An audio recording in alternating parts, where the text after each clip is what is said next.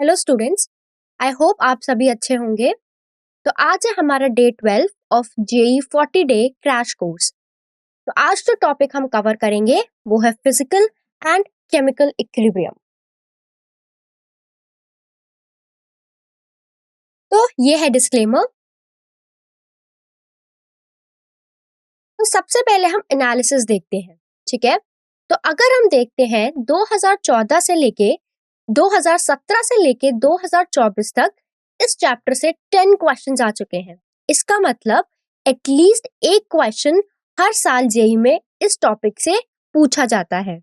तो अगर हम इसका वेटेज देखें तो इसका वेटेज है 4.1%, मतलब अच्छा खासा वेटेज है।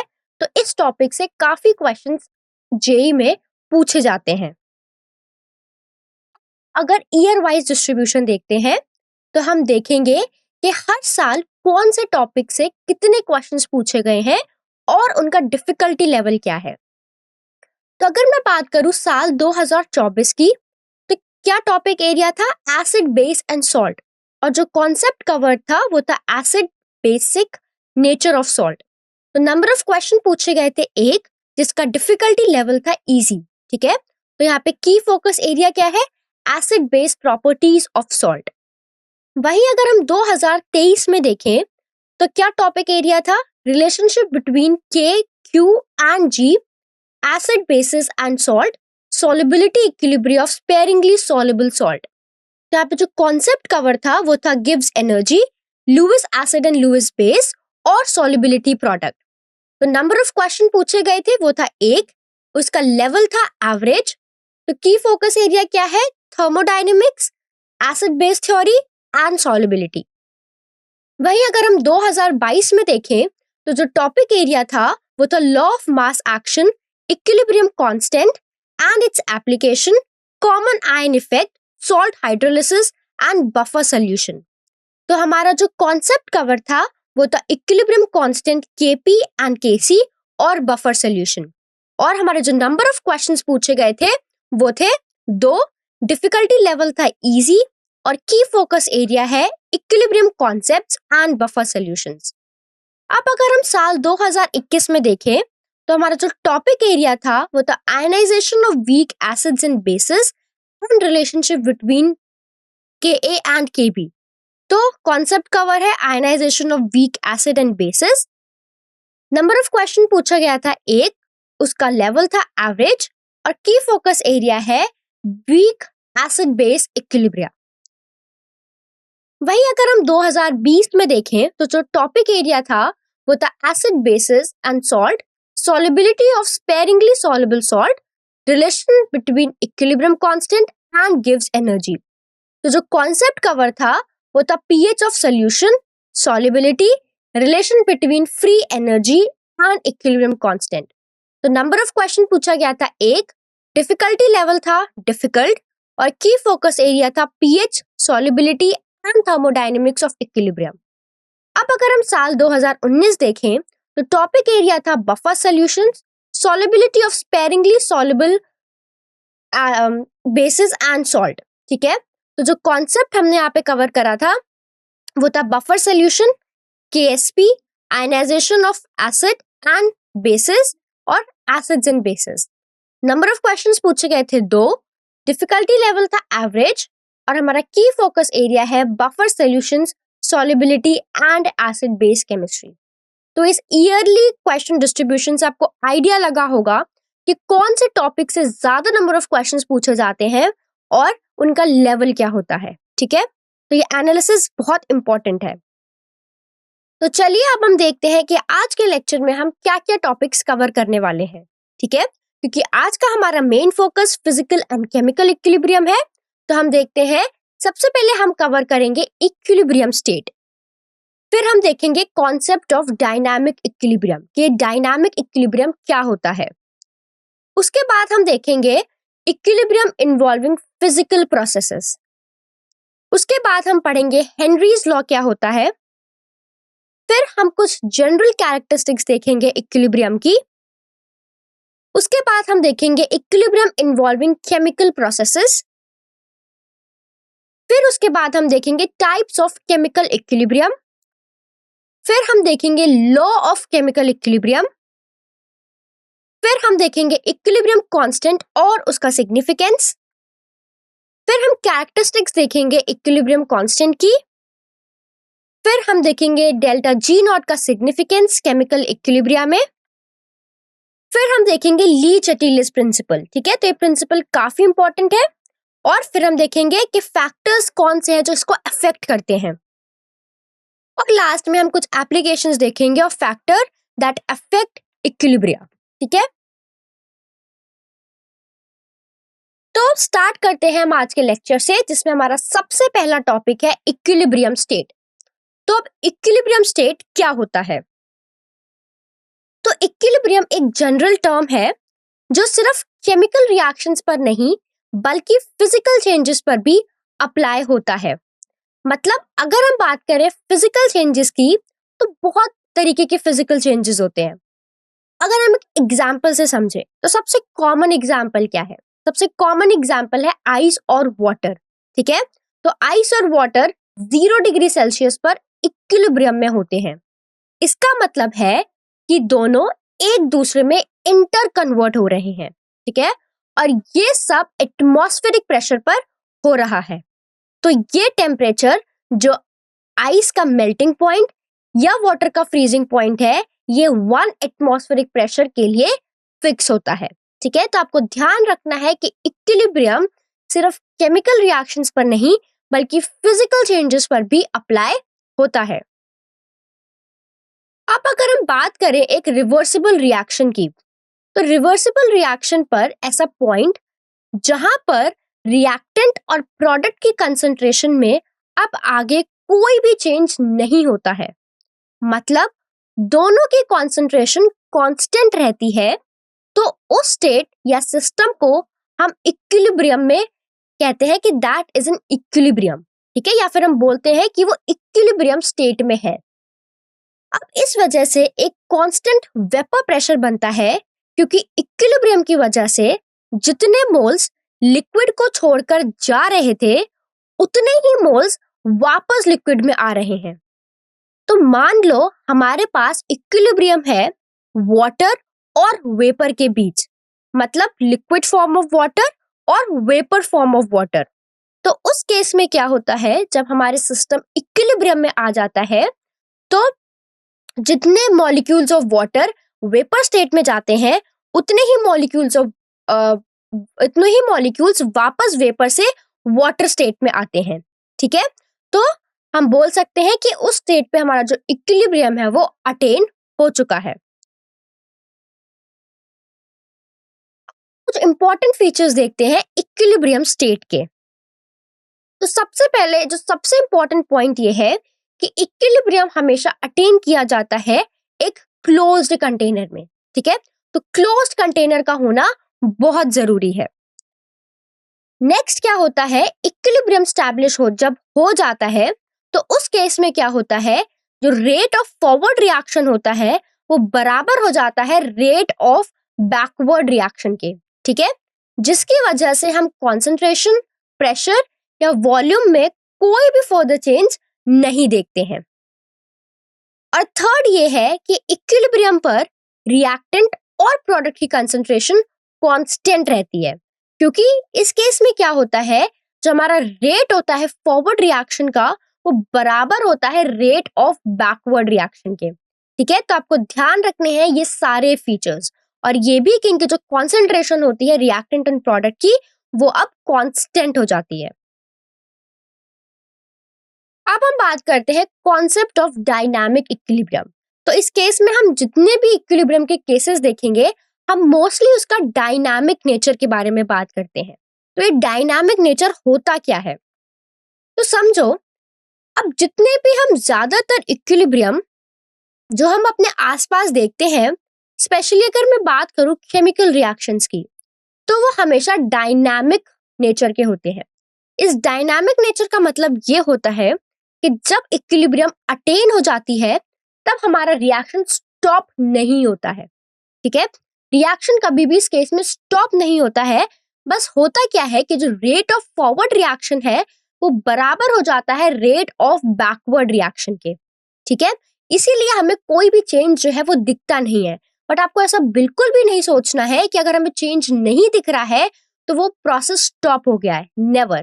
ठीक है, वो हमेशा डायनामिक नेचर का है। ठीक है, तो इक्विलिब्रियम स्टेट डायनामिक नेचर इसलिए होती है क्योंकि फॉरवर्ड और बैकवर्ड रिएक्शन के बीच एक बैलेंस जो है वो बना रहता है। अब इसको एग्जाम्पल से समझो। अगर मैं बात करती हूँ यहाँ पे एक फिजिकल इक्विलिब्रियम की, जैसे सॉलिड और लिक्विड के बीच, तो आप यहाँ पे देखोगे कि सॉलिड और लिक्विड के बीच एक इक्विलिब्रियम जो है वो स्टैब्लिश्ड है। अब जैसे कि एग्जाम्पल देखो, यहाँ पे H2O सॉलिड फॉर्म में है और यहाँ पे लिक्विड फॉर्म में है। ठीक है, तो यहाँ पे आप क्या देखोगे कि जिस रेट से सॉलिड लिक्विड में चेंज हो रहा है उसी रेट से लिक्विड सॉलिड में भी चेंज हो रहा है। ठीक है, ये कंडीशन जब होती है जब इक्विलिब्रियम क्या है वो स्टैब्लिश्ड हो जाता है। तो वे दोनों ही स्टेट्स इक्विलिब्रियम में है और यहाँ पे जो टेम्परेचर मेंटेन्ड है वो है 273 केल्विन और जो प्रेशर है वो है 1 atm। ठीक है, अब ये एक फिजिकल इक्विलिब्रियम का एग्जांपल था। अब ये केमिकल इक्विलिब्रियम का एग्जांपल है। ठीक है, तो आप यहाँ पे देख सकते हो कि जो N2O4 है वो डिसोसिएट हो रहा है 2NO2 में। ठीक है, और यहाँ पे आप देख सकते हो कि जो इन दोनों की जो रेट है वो क्या हो जाती है, इक्वल हो जाती है। मतलब जिस रेट से N2O4 इसमें टूट रहा है उसी रेट से वापस ये N2O4 में बन रहा है। ठीक है, तो ये क्या है, ये केमिकल इक्विलिब्रियम है। अब अगर हम बात करते हैं कैटलिस्ट की, तो कैटलिस्ट ऐड करते हैं तो कैटलिस्ट क्या करता है, ये सिर्फ हमें इक्विलिब्रियम की स्टेट जल्दी अचीव करने में हेल्प करता है बिना इक्विलिब्रियम की स्टेट को चेंज किए। तो ये बहुत इंपॉर्टेंट है। ठीक है, तो कैटलिस्ट बेसिकली एक थर्ड रूट प्रोवाइड करता है जिससे इक्विलिब्रियम स्टेज बहुत जल्दी रीच हो जाती है क्योंकि एक्टिवेशन एनर्जी है वो कम हो जाती है। ठीक है, तो अब हम बात करते हैं इक्विलिब्रियम इन्वॉल्विंग फिजिकल प्रोसेसेस के बारे में। ठीक है, तो यहाँ पे हम कुछ कैरेक्टरिस्टिक्स देखेंगे ऑफ सिस्टम की एट इक्विलिब्रियम। सबसे पहले अगर हम देखेंगे तो इनको अटेन करने के कई तरीके होते हैं। ठीक है, हम एक एक करके सभी को समझते हैं। सबसे पहले हम बात करते हैं सॉलिड लिक्विड इक्विलिब्रियम की। अब इसमें सबसे कॉमन एग्जांपल होता है आइस वाटर। आइस किस फॉर्म में है, सॉलिड फॉर्म में है। वाटर किस फॉर्म में है, लिक्विड फॉर्म में है। तो यहाँ पे आइस और वाटर के बीच में एक इक्विलिब्रियम क्या है, स्टैब्लिश्ड है। अब क्या होगा जब हमारा इक्विलिब्रियम स्टैब्लिश्ड हो जाता है, तो मैंने क्या बताया था कि रेट ऑफ फॉरवर्ड रिएक्शन बराबर होता है रेट ऑफ बैकवर्ड रिएक्शन के। तो आइस जब वाटर में जाती है तो उस प्रोसेस को क्या बोलते हैं, मेल्टिंग। वैसे ही जब वाटर वापस आइस में बनता है तो उसको क्या बोलते हैं, फ्रीजिंग। ठीक है, तो अगर आप आइस लो, उसको रूम टेम्परेचर पे रख दो, वो क्या हो जाएगी, मेल्ट हो जाएगी। वैसे ही अगर आप पानी लेके उसको फ्रिज में रख दो तो वो क्या हो जाएगा, बर्फ बन जाएगा। तो जब इक्विलिब्रियम अटेन होता है तो जो रेट होती है मेल्टिंग ऑफ आइस के वो बराबर हो जाती है rate of freezing of water के। मतलब rate of melting is equal to rate of freezing. ठीक है, अब अगर हम बात करते हैं लिक्विड गैस इक्विलिब्रियम की, तो यहाँ पे क्या होता है, इस केस में हमारा जो वाटर है वो इक्विलिब्रियम में है वाटर वेपर के साथ।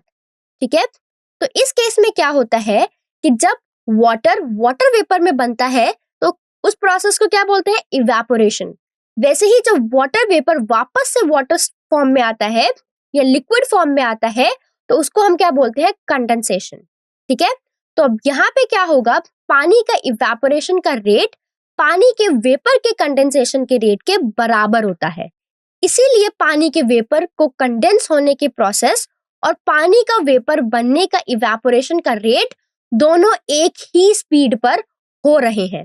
ठीक है, तो ये चीज आपको ध्यान रखनी है।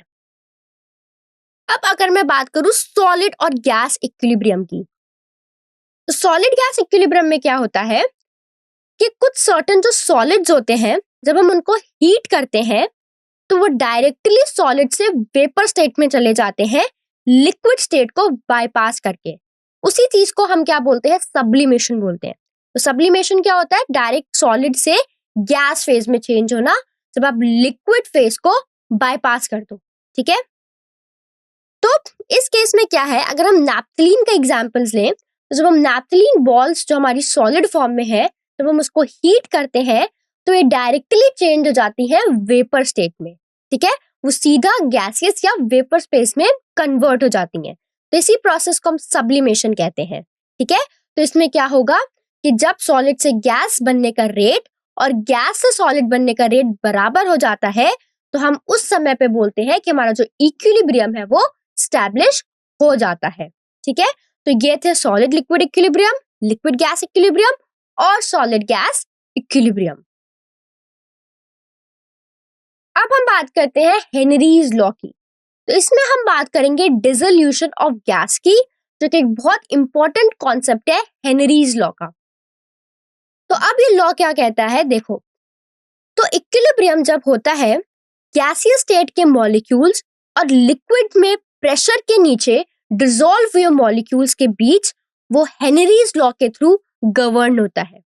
हेनरी लॉ क्या कहता है, ये कहता है कि किसी भी टेम्परेचर पर किसी सॉल्वेंट के दिए गए मास में डिसॉल्व हुई गैस का मास उस गैस के प्रेशर के प्रोपोर्शनल होता है। मतलब अगर लिक्विड के सरफेस पर जो प्रेशर अप्लाई हो रहा है वो ज्यादा है तो गैस का डिसोल्यूशन यानी गैस का लिक्विड में घुलना भी ज्यादा होता है। तो यहाँ पे आप देख सकते हो कि जो गिवन मास ऑफ सॉल्वेंट है that is proportional to pressure of gas. इसका पता एक बहुत ही सिंपल और अच्छा सा एग्जांपल है सॉफ्ट ड्रिंक्स, मतलब कोल्ड ड्रिंक मान लो।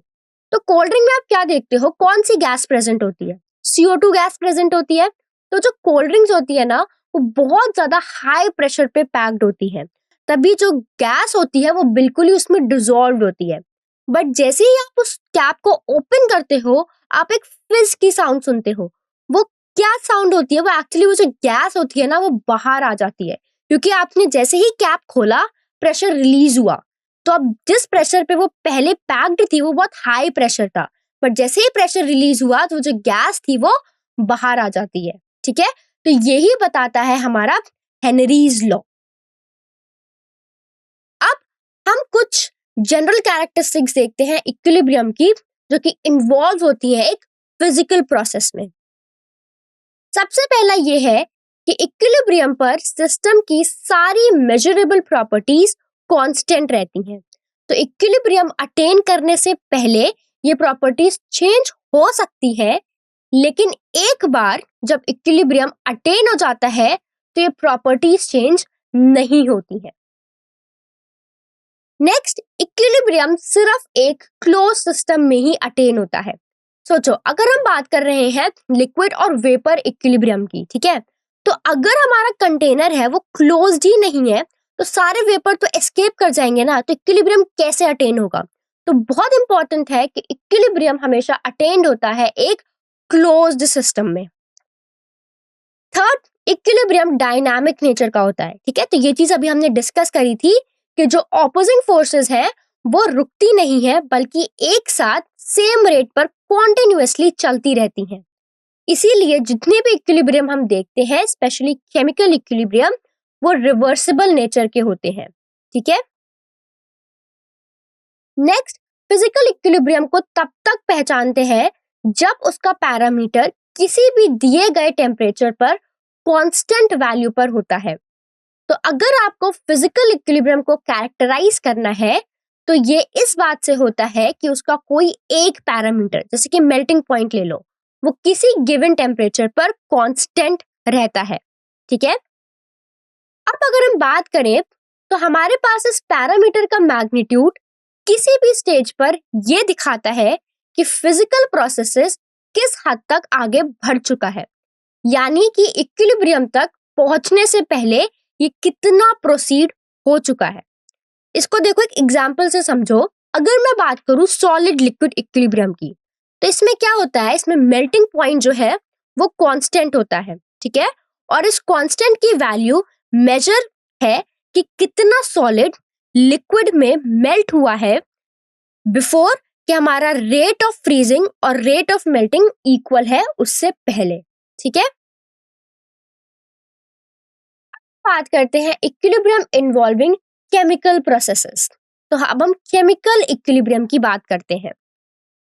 तो अगर हम इसमें बात करते हैं रिवर्सिबल रिएक्शन की, तो इसमें रिवर्सिबल रिएक्शन की रेट ऐसी होती है जिसमें रिएक्टेंट्स और प्रोडक्ट की कंसंट्रेशन समय के साथ चेंज नहीं होती है। ठीक है, इसी को केमिकल इक्विलिब्रियम कहते हैं।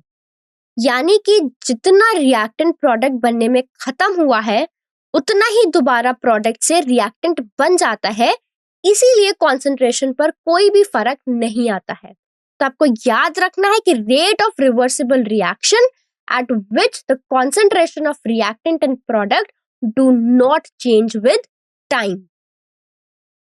तो अगर हम बात करते हैं यहाँ पे एक्टिव मास की, तो एक्टिव मास दिया गया है मोल पर लीटर में, यानी कि कितने number of moles her litre में डिसॉल्व्ड है। अब इसको एग्जांपल से देखो। अगर मैं बात करती हूँ यहाँ पे केमिकल रिएक्शन की, तो यहाँ पे देखो H2 प्लस I2 रिएक्ट करके क्या बनाते हैं, 2HI। ठीक है, तो आप देख सकते हो कि एक रिवर्सिबल रिएक्शन है, मतलब H2 प्लस I2 मिलके बनाते हैं HI, वैसे ही HI डिसोसिएट होके बनाता है H2 प्लस I2। ठीक है, दूसरा एग्जाम्पल देखो PCl5, तो PCl5 डिसोसिएट होता है PCl3 और Cl2 में, और साथ ही PCl3 और Cl2 मिलकर PCl5 दोबारा बनाते हैं। ठीक है, तो ये रिवर्सिबल रिएक्शंस होती हैं। ठीक है, अब हम बात करते हैं कुछ क्लासिफिकेशन ऑफ केमिकल इक्विलिब्रियम के बारे में। तो सबसे पहले रिएक्टेंट्स और प्रोडक्ट के फिजिकल स्टेट के बेसिस पर इक्विलिब्रियम दो तरह का हो सकता है। सबसे पहला है होमोजीनियस इक्विलिब्रियम। तो ये क्या होता है, अगर हमारे रिएक्टेंट्स और प्रोडक्ट सेम स्टेट या सेम फेज में हो तो हम उसको होमोजीनियस कहते हैं। देखो एग्जाम्पल से समझो, ये क्या है, यहाँ पे ये क्या हो रहा है, अमोनिया का फॉर्मेशन हो रहा है। ठीक है, तो N2 प्लस 3H2 से क्या बन रहा है, 2NH3। तो अगर आप यहाँ पे ध्यान से देखोगे तो ये जो रिएक्टेंट्स है और जो प्रोडक्ट्स है ये सेम फेज में है। कौन से फेज में है, गैसियस फेज में है। तुम्हारे रिएक्टेंट्स एंड प्रोडक्ट्स जब सेम फेज में होते हैं तब हम उसको बोलते हैं होमोजीनियस इक्विलिब्रिया। तो हेटेरोजीनियस इक्विलिब्रिया क्या होगा, ये भी आगे देखते हैं। अब यहाँ पे एक और एग्जाम्पल देखो, यहाँ पे ये एसिटिक एसिड है, जब ये अल्कोहल के साथ रिएक्ट करता है तो ये क्या देता है, एस्टर प्लस वाटर। अब यहाँ पे अगर ध्यान से देखोगे तो ये जो हमारे रिएक्टेंट्स हैं और ये जो हमारे प्रोडक्ट्स हैं दोनों ही लिक्विड स्टेट में है। तो ये भी एक कैसा इक्विलिब्रिया है, होमोजीनियस इक्विलिब्रिया। तो हेटेरोजीनियस इक्विलिब्रिया में क्या होगा, जब reactants and products different phase में है या फिर अलग अलग फेज में है तब हम उसको बोलते हैं हेटेरोजीनियस इक्विलिब्रिया। तो यहाँ पे देखो जैसे कि कैल्शियम कार्बोनेट CaCO3 डिसोसिएट हो रहा है CaO और CO2 में। तो अगर आप यहाँ पे देखोगे तो हमारे जो रिएक्टेंट और प्रोडक्ट है ये डिफरेंट फेज में है। ठीक है, यहाँ पे ये सॉलिड है, यहाँ पे सॉलिड और गैस में है। तो ये कैसा हो गया, ये एक हेटेरोजीनियस इक्विलिब्रिया हो गया। जैसे कि यहाँ पे देखो, यहाँ पे NH4SH दे रहा है NH3 प्लस H2S। तो यहाँ पे भी अगर आप देखोगे कि हमारे जो रिएक्टेंट्स एंड प्रोडक्ट्स हैं ये डिफरेंट फेज में है। तो ये भी एक कैसा इक्विलिब्रिया है, ये भी एक हेटेरोजीनियस इक्विलिब्रिया है। अब हम बात करते हैं इक्विलिब्रियम कांस्टेंट की। ठीक है, अब ये लॉ ऑफ केमिकल इक्विलिब्रियम क्या है, तो लॉ ऑफ केमिकल इक्विलिब्रियम ये कहता है कि किसी भी दी हुई टेम्परेचर पर रिएक्शन के प्रोडक्ट की कॉन्सेंट्रेशन का product raised to its stoichiometric coefficient को जब हम डिवाइड करते हैं product of concentration of reactants जो कि रेज होता है उनके इंडिविजुअल स्टोइकियोमेट्रिक कोफिशिएंट के, इसी को हम बोलते हैं law of chemical equilibrium. Example से समझते हैं, आपको और बेटर समझ आएगा। यहाँ पे देखो क्या हो रहा है, A प्लस बी रिएक्ट करके क्या बना रहा है, C प्लस डी। अब ये small a, small b, small c और स्मॉल d ये सारे इन सभी के स्टोइकियोमेट्रिक कोफिशिएंट्स हैं। तो मैं बोल सकती हूँ A moles of A plus B moles of B gives C moles of C plus D moles of D। तो ये हमारी एक रिएक्शन है। ठीक है, तो अब हम इसमें क्या देखते हैं कि हमारा जो रेट ऑफ फॉरवर्ड रिएक्शन है जिसको हम डिनोट कर रहे हैं R और F सब्सक्रिप्ट में लिखा है, that is directly proportional to A which is raised to its stoichiometric coefficient. A का stoichiometric coefficient क्या है? ये small a into B which is raised to its stoichiometric coefficient B. ये forward reaction है, ठीक है, जिसमें हम क्या कर रहे हैं? A into B, मतलब A और B का प्रोडक्ट है जो कि रेज्ड है उनके स्टाइचियोमेट्रिक कोफिशिएंट्स के। वैसे ही अब यहाँ पे अगर आप इसको ये प्रोपोर्शनैलिटी साइन अगर आप हटा दोगे तो यहाँ पे हम एक कांस्टेंट लिख सकते हैं KF। तो RF is equal to KF into A raise to its stoichiometric coefficient A into B raise to its stoichiometric coefficient B, ठीक है। और हम इनको ये ब्रैकेट्स में डिनोट करते हैं जो दिखाती है ये इनकी मोलर कंसंट्रेशंस है। वैसे ही अगर मुझे रेट ऑफ बैकवर्ड रिएक्शन लिखना है तो ये क्या हो जाएगा? RB directly proportional to concentration of C raised to its stoichiometric coefficient C into concentration of D raised to its stoichiometric coefficient D, ठीक है। तो यहाँ पे भी अगर मैं प्रोपोर्शनैलिटी वाला साइन हटा दूंगी तो यहाँ पे क्या आ जाएगा? KB। तो RB is equal to KB into C raised to its stoichiometric coefficient C into D raised to its stoichiometric coefficient D। तो यह है रेट ऑफ फॉरवर्ड रिएक्शन और यह है रेट ऑफ बैकवर्ड रिएक्शन, ठीक है। तो अगर हम बात करते हैं इक्विलिब्रियम पे, तो मैंने बताया इक्विलिब्रियम पे क्या होगा?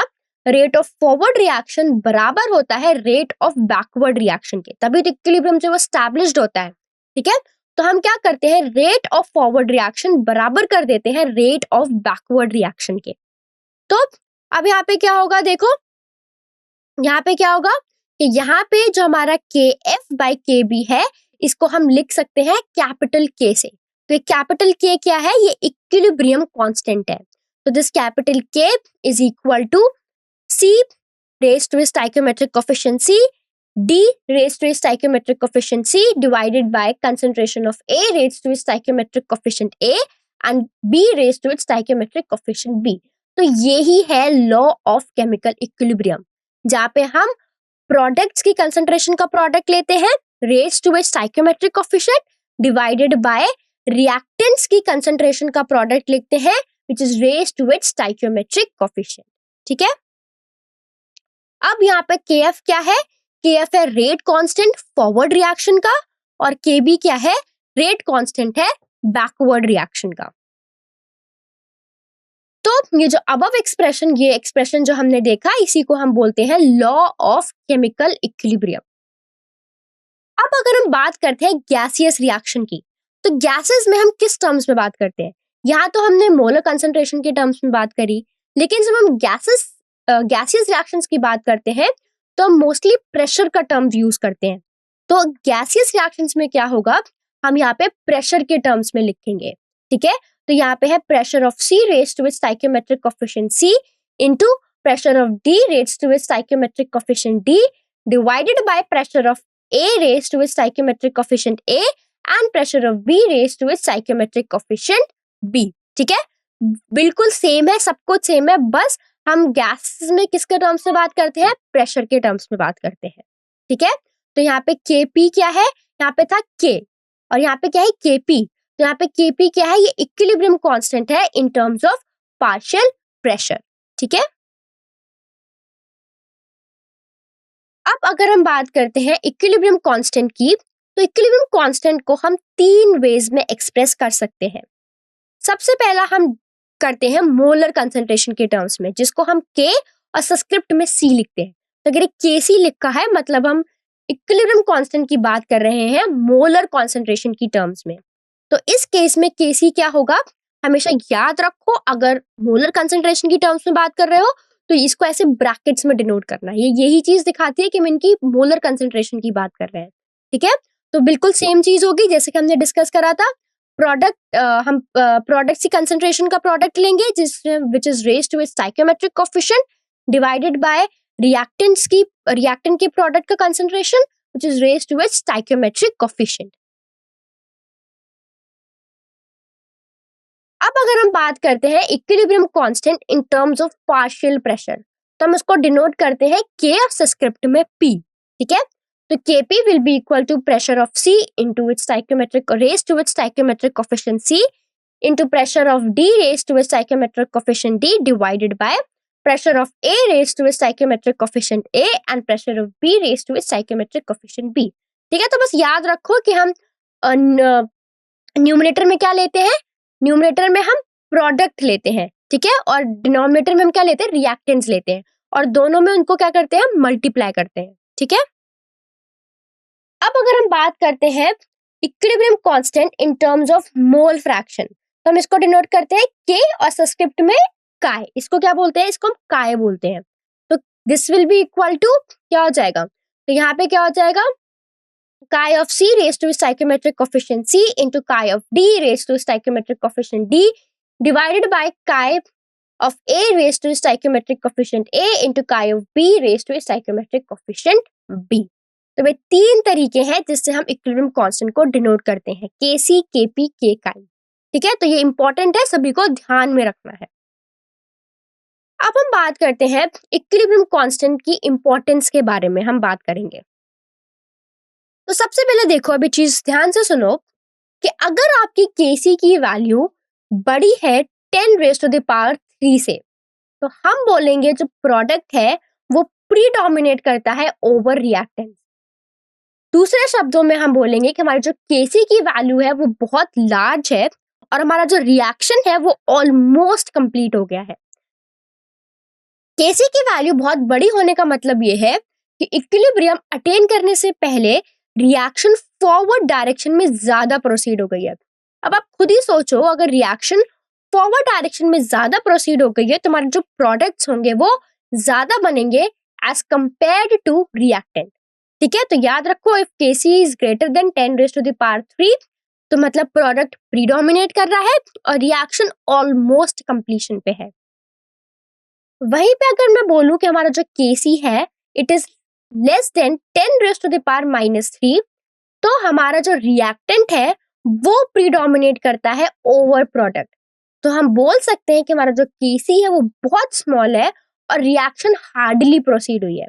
मतलब जो रिएक्शन है वो कहाँ किस डायरेक्शन में जाएगी, वो बेसिकली रिएक्शन फॉरवर्ड डायरेक्शन में बहुत कम प्रोसीड हुई है, इसीलिए तो हमारे रिएक्टेंट से प्रोडक्ट बहुत कम बने हैं, इसीलिए रिएक्टेंट प्रीडोमिनेट कर रहा है, ठीक है।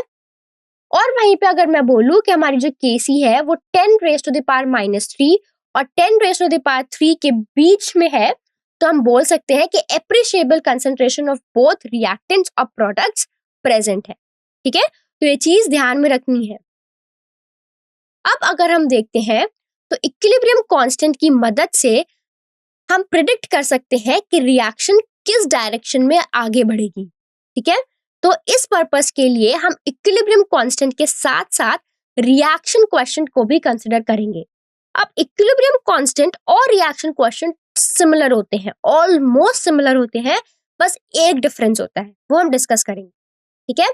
तो इक्विलिब्रियम कांस्टेंट क्या है, इक्विलिब्रियम कांस्टेंट ये डिफाइन करता है कि अगर हम लेते हैं रेशियो ऑफ मोलर कंसंट्रेशन या फिर partial pressure of product which is divided by, अगर हम लेते हैं रिएक्टेंट की मोलर कंसंट्रेशन या फिर उसका पार्शियल प्रेशर, ठीक है। तो ये बिल्कुल इक्विलिब्रियम कांस्टेंट की तरह ही है, बट डिफरेंस क्या है कि रिएक्शन क्वेश्चन हम रिएक्शन के किसी भी स्टेज पर डिफाइन कर सकते हैं, लेकिन इक्विलिब्रियम कांस्टेंट हम तभी डिफाइन करते हैं जब इक्विलिब्रियम अटेन हो जाता है, ठीक है। बस यही डिफरेंस होता है।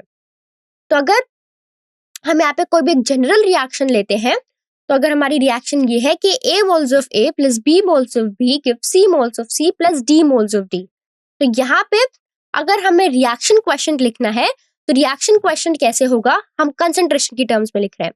तो मैंने क्या बताया था, न्यूमरेटर साइड क्या लेंगे, हम न्यूमरेटर साइड जो प्रोडक्ट्स हैं उनका प्रोडक्ट लेंगे, मतलब प्रोडक्ट्स को आपस में मल्टीप्लाई कर देंगे which is raised to its stoichiometric coefficient, ठीक है। और डिनोमिनेटर में रिएक्टेंट्स का प्रोडक्ट लेंगे, मतलब रिएक्टेंट्स को मल्टीप्लाई कर देंगे which is raised to its stoichiometric coefficient. और Kc भी तो हम ऐसे ही लिखते थे, Kc भी सेम लिखते थे, बस डिफरेंस क्या है कि ये QC रिएक्शन क्वेश्चन आप किसी भी स्टेज पर डिटरमाइन कर सकते हो या डिफाइन कर सकते हो, लेकिन इक्विलिब्रियम कांस्टेंट या फिर Kc आप सिर्फ इक्विलिब्रियम कंडीशन पर ही डिफाइन कर सकते हो, बस ये डिफरेंस है, ठीक है। और अगर पार्शियल प्रेशर की टर्म्स में लिखोगे तो हम मोलर कंसंट्रेशन की जगह हम इसको P से डिनोट कर देते हैं। और at any stage of reaction, अब रिएक्शन के हम किसी भी स्टेज पर बात करते हैं, तो अब देखो ध्यान से देखो अगर हमारा क्यूसी बड़ा है केसी से, तो उस केस में हमारे जो रिएक्शन है वो रिएक्टेंट्स के डायरेक्शन में प्रोसीड करेगी। तो मतलब किस डायरेक्शन में जाएगी?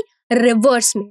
ठीक है, सपोज ये हमारी कोई रिएक्शन है और यहाँ पे मान लो हमारा क्यूसी बड़ा है केसी से, तो जो रिएक्शन है वो इस डायरेक्शन में जाएगी, मतलब बैकवर्ड डायरेक्शन में जाएगी, ए और बी की तरफ जाएगी।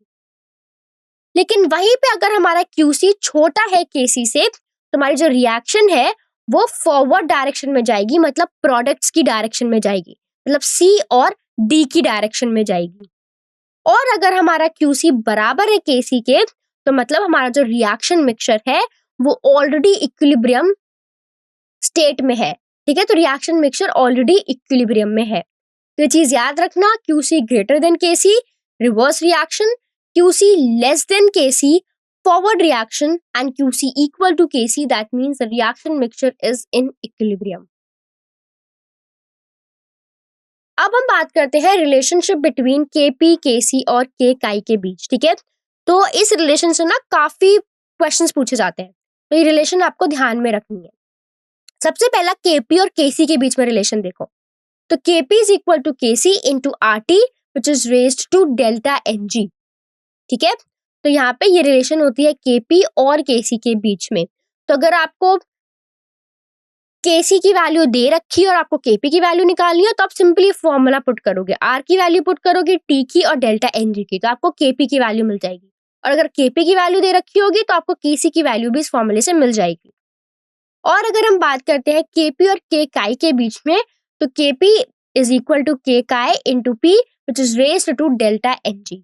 ठीक है, तो ये रिलेशन है केपी और केसी के बीच, और ये रिलेशन है केपी और के काई के बीच में। ठीक है, जहां पे हमारा आर क्या है? आर हमारा एक गैस कांस्टेंट है, जो टी है वो हमारा टेम्परेचर है जिसे हम केल्विन में लेते हैं, और डेल्टा एन जी क्या है? Gaseous moles of product minus gaseous moles of reactant. मतलब अगर आप प्रोडक्ट के गैसियस मोल को माइनस करोगे गैसियस मोल्स ऑफ रिएक्टेंट्स की, तो जो वैल्यू आएगी वो है डेल्टा एन जी। ठीक है, अब अगर हम कुछ केसेस के बारे में देखें, तो अगर हमारा डेल्टा एन जी जीरो है, सपोज यहाँ पे देखो ये डेल्टा एन जी क्या हो गया? जीरो हो गया, तो anything raise to the power zero goes to one. तो उस केस में क्या होगा? केपी और केसी आपस में बराबर हो जाएंगे। If delta N G zero, तो केपी बराबर है केसी के। और अगर हमारा डेल्टा एन जी पॉजिटिव है, मतलब ये वैल्यू अगर आपकी पॉजिटिव में है, तो उस केस में क्या होगा? केपी बड़ा होगा केसी से। ठीक है, क्योंकि फिर ये टर्म पॉजिटिव हो जाती है। और अगर हमारा डेल्टा एन जी नेगेटिव है, तो अगर ये नेगेटिव है तो उस केस में क्या होगा? हमारा केसी बड़ा होगा केपी से। ठीक है, तो ये तो एक कॉमन चीज है जो आप अगर आप इस फॉर्मूले में पुट करोगे तो आपको ये सेम चीज समझ आएगी। ठीक है, तो ये केसेस जो है वो आपको याद रखने हैं, और जो रिलेशन है ये भी बहुत इंपॉर्टेंट है। डायरेक्टली इन रिलेशन से काफी बार क्वेश्चन जो है वो पूछे जाते हैं। अब अगर हम बात करते हैं कुछ relative activities with equilibrium constant, तो यहाँ पे देखो इक्विलिब्रियम कांस्टेंट को हम एक्टिविटी के टर्म्स में भी लिख सकते हैं। ठीक है, उसको हम कैसे डिनोट करते हैं? के ए से डिनोट करते हैं। तो यहाँ पे देखो जो हमारा के ए है, इसको हम लिख सकते हैं कि activity of C raise to its stoichiometric coefficient C into activity of D raise to its stoichiometric coefficient D divided by activity of A raised to its stoichiometric coefficient A and activity of B raised to its stoichiometric coefficient B। तो ये हमने equilibrium constant को किसके terms में लिखा है? Activity के terms में लिखा है। तो यहाँ पे आप लिख सकते हो कि activity is equal to activity quotient sorry activity coefficient into molality और मोलैरिटी। ठीक है, तो अब यहाँ पे लिख सकते हो एक्टिविटी को हमने डिनोट करा है स्मॉल ए से, एक्टिविटी कोफिशिएंट को हमने डिनोट करा है गामा से इनटू एम। ठीक है, तो ये हमने देखा कि relating activities with equilibrium constant. अब हम बात करते हैं कुछ फैक्टर्स की जो अफेक्ट करते हैं इक्विलिब्रियम कांस्टेंट को, मतलब के को। तो अगर हम बात करें, सबसे पहले समझना ये बहुत इंपॉर्टेंट है कि इक्विलिब्रियम कांस्टेंट भले ही केपी हो या केसी हो, मतलब प्रेशर के टर्म्स में हो या फिर कॉन्सेंट्रेशन के टर्म्स में हो, ठीक है, ये सिर्फ टेम्परेचर पर डिपेंड करता है। ठीक है, तो केपी और जो केसी है वो प्रेशर, वॉल्यूम, कॉन्सेंट्रेशन, कैटलिस्ट किसी पे भी डिपेंड नहीं करेगा, सिर्फ और सिर्फ टेम्परेचर पे डिपेंड करेगा। तो बहुत बार ना एमसीक्यू पूछा जाता है कि आपको ये 4 ऑप्शंस दिए जाते हैं और पूछा जाता है कि केपी और केसी किस पे डिपेंड करता है। तो ध्यान रखो, केपी और केसी सिर्फ टेम्परेचर पे डिपेंड करता है और किसी पे भी डिपेंड नहीं करता है। दूसरा ये है कि इक्विलिब्रियम कांस्टेंट किसी भी दी गए रिएक्शन के लिए रिएक्शन मैकेनिज्म पर भी निर्भर नहीं करता है। So it is independent of reaction mechanism.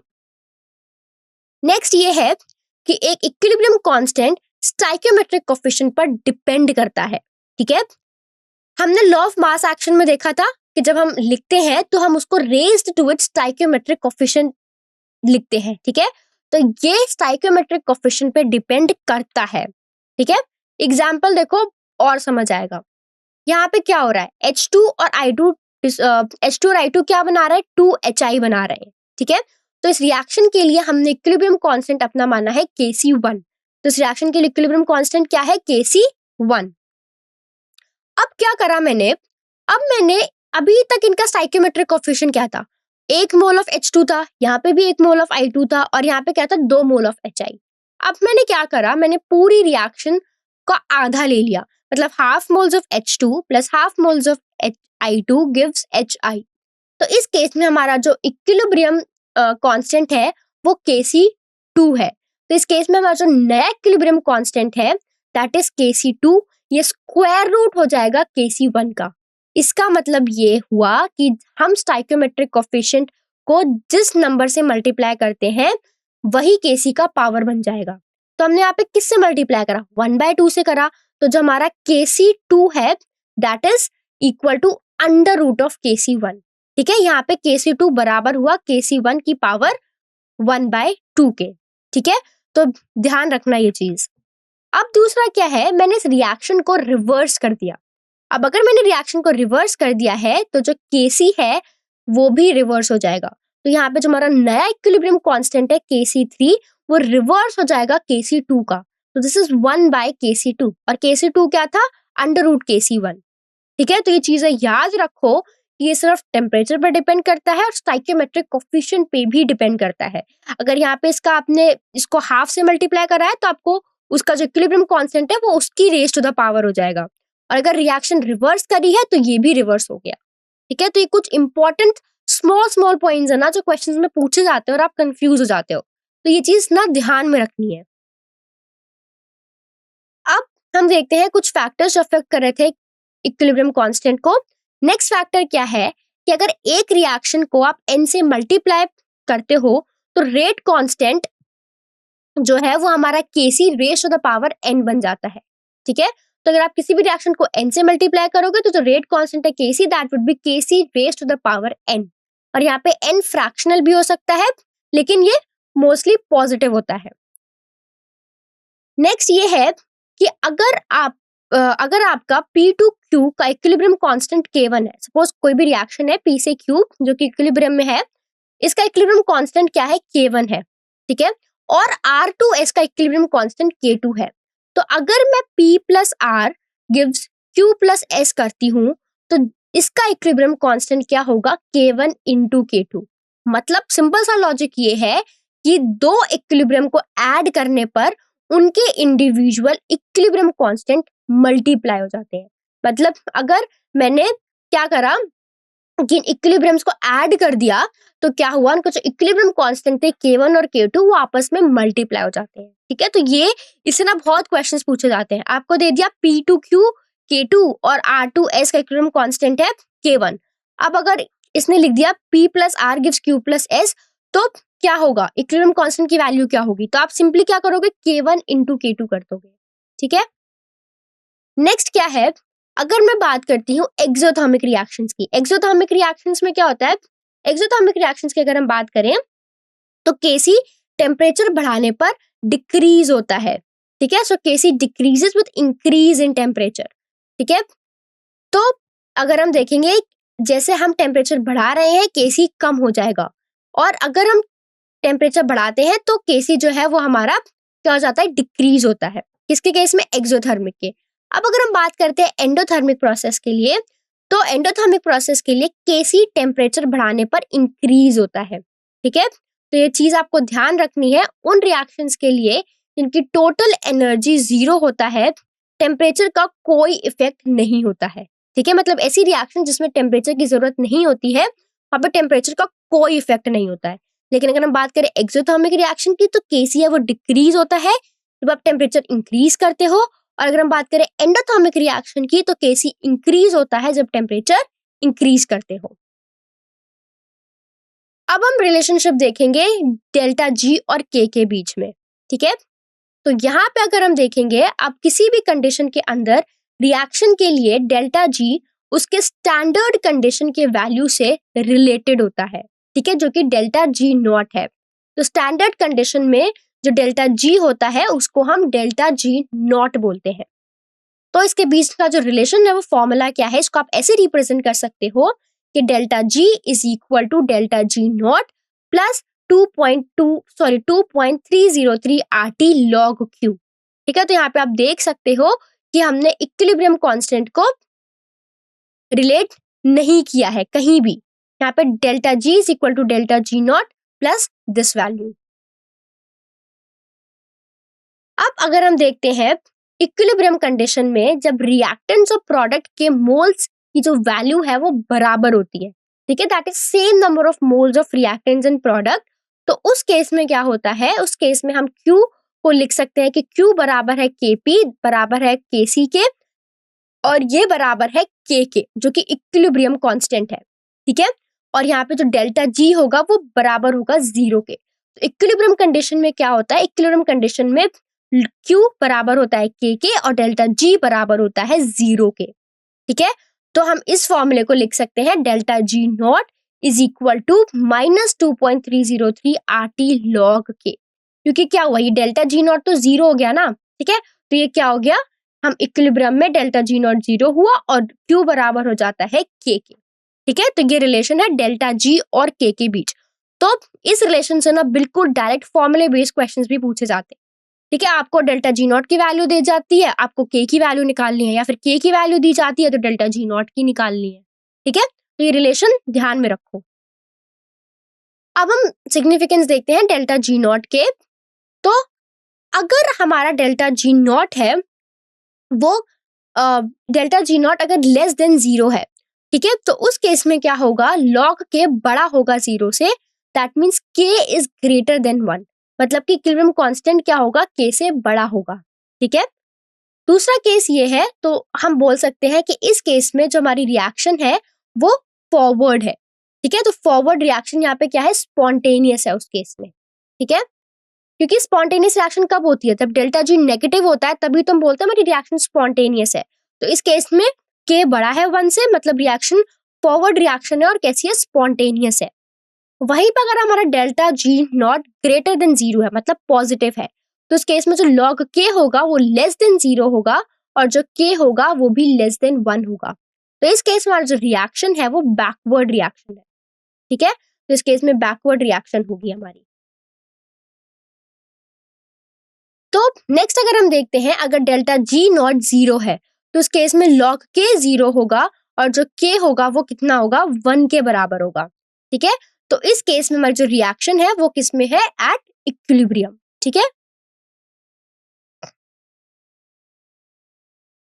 अब अगर हम रिलेशन देखते हैं बिटवीन डिग्री ऑफ डिसोसिएशन और डेंसिटी के बीच में, तो यहाँ पे हम देखेंगे, अगर हम बात करते हैं डिग्री ऑफ डिसोसिएशन जिसको हम अल्फा से डिनोट करते हैं, तो डिग्री ऑफ डिसोसिएशन को किसी भी गैसेस कंपाउंड के लिए उसकी वेपर डेंसिटी से रिलेट किया जा सकता है। तो यहाँ पे अगर आप देखोगे, तो यहाँ पे जो ये A है that is alpha, that is degree of dissociation, that is equal to capital D minus small d divided by D into y minus 1।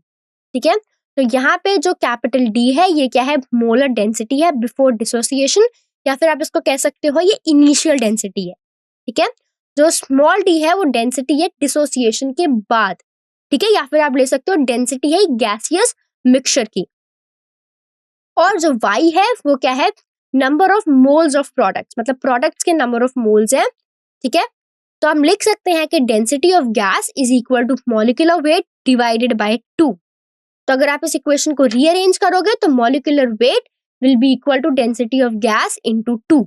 ठीक है, तो हम यहाँ पे लिख सकते हैं कि molecular weight m0 is equal to d into two या फिर mc is equal to d into two. तो यहाँ पे m0 क्या है? m0 यहाँ पे ऑब्जर्व मॉलिक्यूलर वेट है, ठीक है, और mc यहाँ पे क्या है? कैलकुलेटेड मॉलिक्यूलर वेट है, ठीक है। तो ये है relation between alpha degree of dissociation और डेंसिटी के बीच। अब हम देखते हैं ली चेटिलियस प्रिंसिपल के बारे में। तो ये एक बहुत इंपॉर्टेंट प्रिंसिपल है फिजिकल इक्विलिब्रियम में, जिससे भी काफी क्वेश्चंस पूछे जाते हैं, और इसमें हम फैक्टर्स भी देखेंगे जो इसको अफेक्ट करता है।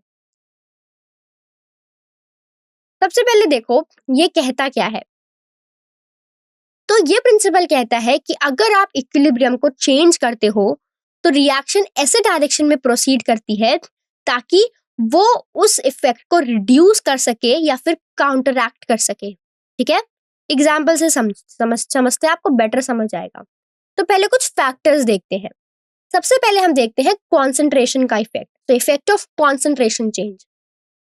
अब क्या है कि हमने क्या करा, अगर रिएक्टेंट की कॉन्सेंट्रेशन बढ़ा दी, ठीक है, हमारे पास ए से बी जा रहा है ऐसा मान लो। अब मैंने क्या करा, मैंने रिएक्टेंट की कॉन्सेंट्रेशन बढ़ा दी। तो अब आप सोचो रिएक्शन किस डायरेक्शन में जाएगा। अगर मैंने रिएक्टेंट की कॉन्सेंट्रेशन बढ़ा दी तो हमारा जो प्रोसेस है वो कहाँ पे जाएगा? वो फॉरवर्ड रिएक्शन में जाएगा, क्योंकि वो उस इफेक्ट को कम करने की कोशिश करेगा फॉरवर्ड रिएक्शन में, क्योंकि रिएक्टेंट से फिर क्या बनेगा? प्रोडक्ट बनेगा, ठीक है। वैसे ही अगर हमने क्या करा, मैंने प्रोडक्ट की कॉन्सेंट्रेशन बढ़ा दी तो जो रिएक्शन है वो बैकवर्ड जाएगा, रिएक्टेंट की तरफ जाएगा, ताकि वो प्रोडक्ट की कॉन्सेंट्रेशन को कम कर सके, ठीक है। तो ये इफेक्ट को क्या कर रहा है? काउंटर एक्ट ही तो कर रहा है, ठीक है। एग्जाम्पल देखो, suppose A plus B gives C, ठीक है। तो यहाँ पे क्या हुआ, अगर मैंने कंसंट्रेशन ऑफ ए बढ़ा दी, ठीक है, मैंने यहाँ पे क्या करा, कंसंट्रेशन ऑफ ए या बी मतलब रिएक्टेंट की कंसंट्रेशन बढ़ा दी, तो इक्विलिब्रियम उस डायरेक्शन में जाएगा जहाँ पे रिएक्टेंट्स कंज्यूम हो जाए। कब कंज्यूम होंगे? जब ए और बी मिलके क्या बनाएंगे? प्रोडक्ट बनाएंगे, है ना। तो किस डायरेक्शन में जाएगा? फॉरवर्ड डायरेक्शन में जाएगा। इसको लॉजिकली समझने की कोशिश करो, ठीक है, तो बेटर समझ आएगा। वैसे ही अगर मैंने क्या करा, अब आप खुद ही बताओ, अगर मैंने प्रोडक्ट की कंसंट्रेशन बढ़ा दी तो अब रिएक्शन जो है उस डायरेक्शन में जाएगा जहां पे ये इस इफेक्ट को कम कर सके, ठीक है। तो अगर हमने कंसंट्रेशन ऑफ सी बढ़ा दी है तो इक्विलिब्रियम उस डायरेक्शन में जाएगा जहां पे सी कंज्यूम हो जाए। तो ये कहाँ जाएगा? बैकवर्ड डायरेक्शन में, जहां पे सी टूटेगा ए और बी में। तो बस उस डायरेक्शन में जाएगा जिस डायरेक्शन में वो उस इफेक्ट को काउंटरएक्ट कर सके, ठीक है। वैसे ही अगर मान लो मैं थर्ड पॉइंट लेती हूँ कि अगर मैंने प्रोडक्ट सी हटा देते हैं तो रिएक्शन किस डायरेक्शन में जाएगी? तो रिएक्शन वहां जाएगी जहां पे उसकी कंसंट्रेशन को मैं बढ़ा सकूं, मतलब फॉरवर्ड डायरेक्शन में जाएगी, क्योंकि ए प्लस बी मिलके ही तो सी बनाएंगे ना, ठीक है।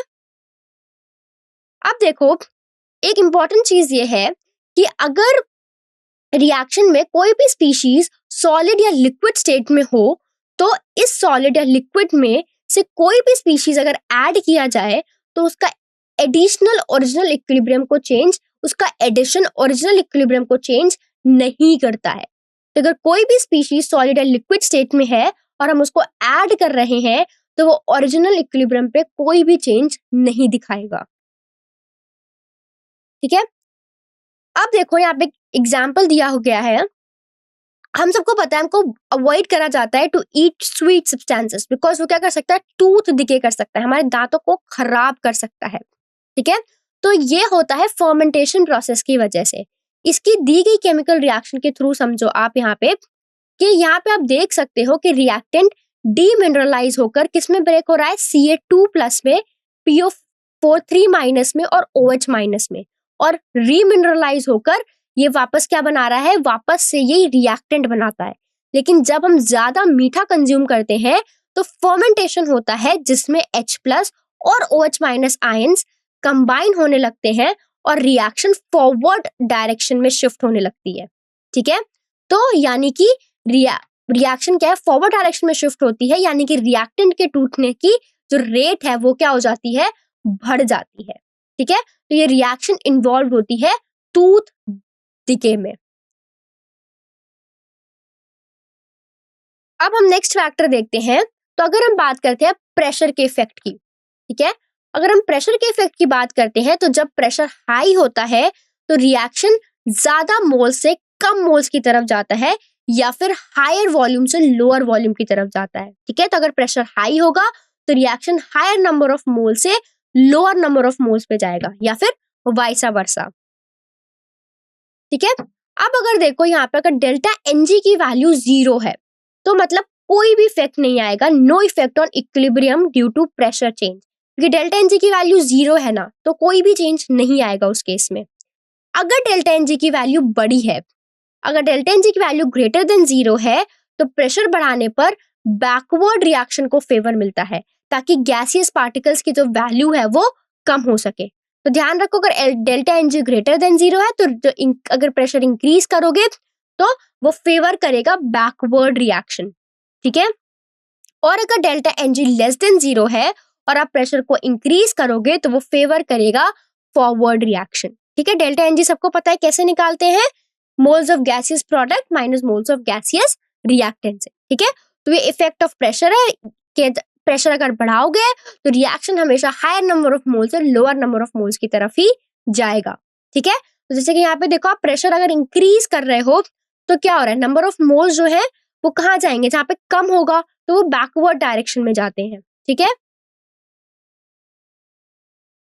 नेक्स्ट अगर हम देखते हैं तो नेक्स्ट है इफेक्ट ऑफ टेम्परेचर। अब अगर हम टेम्परेचर देखेंगे तो हाई टेम्परेचर पर हमें पता है कि एंडोथर्मिक रिएक्शन ज्यादा फेवरेबल होती है, जबकि लो टेम्परेचर पर एक्सोथर्मिक रिएक्शन ज्यादा फेवरेबल होती है। ठीक है, तो एंडोथर्मिक रिएक्शन के लिए इक्विलिब्रियम कांस्टेंट टेम्परेचर बढ़ने पर बढ़ता है, तो इक्विलिब्रियम कांस्टेंट एंडोथर्मिक रिएक्शन के लिए बढ़ जाएगा और यहाँ टेम्परेचर जो है वो इंक्रीज हो रहा है। ठीक है, एंडोथर्मिक रिएक्शन के लिए डेल्टा एच की वैल्यू क्या है, पॉजिटिव है। तो equilibrium constant for an endothermic reaction increases जैसे जैसे टेम्परेचर जो है वो बढ़ता है। ठीक है, तो यहाँ पे आप देख सकते हो कि जो के है equilibrium constant that is directly proportional to temperature. कब, जब डेल्टा एच की वैल्यू पॉजिटिव है और हमारी रिएक्शन एंडोथर्मिक है। लेकिन एक्सोथर्मिक के केस में यही उल्टा हो जाता है, यहाँ पे जो के है that is inversely proportional to 1/t। तो अगर डेल्टा एच की वैल्यू नेगेटिव है, एक्सोथर्मिक रिएक्शंस है, तो टेम्परेचर अगर बढ़ाओगे तो इक्विलिब्रियम कांस्टेंट की वैल्यू क्या है, घटेगी। ठीक है, तो ये चीज ध्यान में रखो। अब नेक्स्ट हम देखते हैं इफेक्ट ऑफ कैटलिस्ट।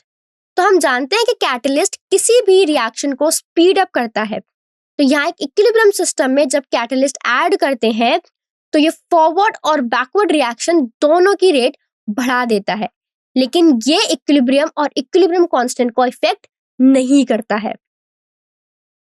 अब अगर हम देखते हैं इनर्ट गैस का इफेक्ट, तो अगर आप इनर्ट गैस कांस्टेंट वॉल्यूम पर ऐड कर रहे हो तो इक्विलिब्रियम पर कोई भी इफेक्ट नहीं आएगा, लेकिन कांस्टेंट प्रेशर पर जब आप इनर्ट गैस को ऐड करोगे तो रिएक्शन उस डायरेक्शन में जाएगी जहां ज्यादा गैसियस मोल्स होंगे, यानी कि रिएक्शन लोअर नंबर से हायर नंबर ऑफ मोल्स की तरफ शिफ्ट होगी।